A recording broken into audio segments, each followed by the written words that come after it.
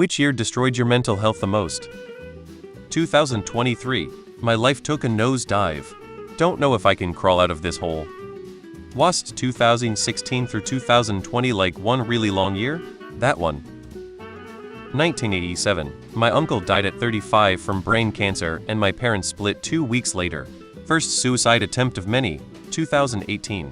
My marriage ended and my mom abandoned me in favor of my ex, and I lost my job a month after that. 2019. Became homeless. 2021. My best friend and father each died 2 months apart. 2022.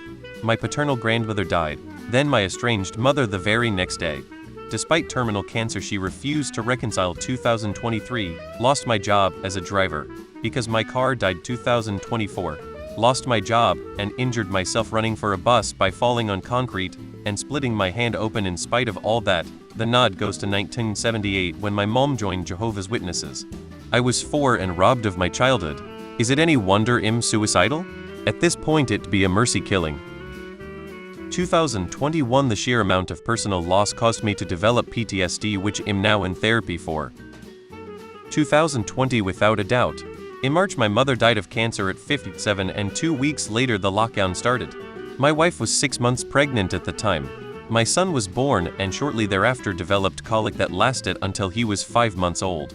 On top of that, I was trying to manage a brand new logistics operation I had started in 2019. The year almost fucking killed me and had effects that lasted until, honestly, about this time last year. 2022. It was the worst TBH. This year. 2020 most likely. Everyone I thought I knew just left me. In a week or two, from 5 to 0 friends.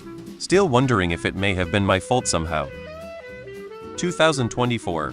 No being able to walk due to having foot surgery fixing my broken foot.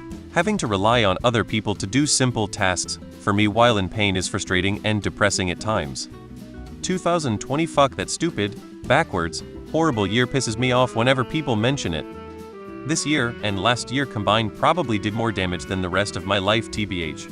2010-2011 academic year. Sophomore year of college. I way overdid it when it came to classes and my poor mental health was getting worse and it was overwhelming for me. This one. Right now. I was going to comment on what year was the hardest for me, but as I read through all the comments on this I realize that each one of us has got through our toughest year and that's something we should all be immensely proud of. It was 2021 when my wife died from leukemia. My life is firmly split between before 2020 and after 2020, and honestly I can't believe that shit was 4 years ago. I have still barely processed 2021. Honestly, 2019 was the year that wrecked my mental health the most. I faced numerous setbacks, disappointments, and hardships that left me feeling overwhelmed and exhausted. 2007-2008 I created I regret joining years later because of that. It also indirectly inspired me to leave the US for Canada years later too. 2021. Hardest I've ever had to work at a shitty, abusive job. 80-hour weeks with no weekends for 3 weeks straight only to be constantly yelled at for falling short of impossible expectations. Simultaneously and for completely unrelated reasons, my family was falling apart. Mother found out about my father's multiple affairs a decade ago and were in the messy, early stages of divorce. Father relapsed into alcoholism after a year sober. Brother started dating a manipulative narcissist who encouraged him to use drugs more irresponsibly, resulting in a psychotic episode that spiraled into him aggressively burning bridges with the rest of the family.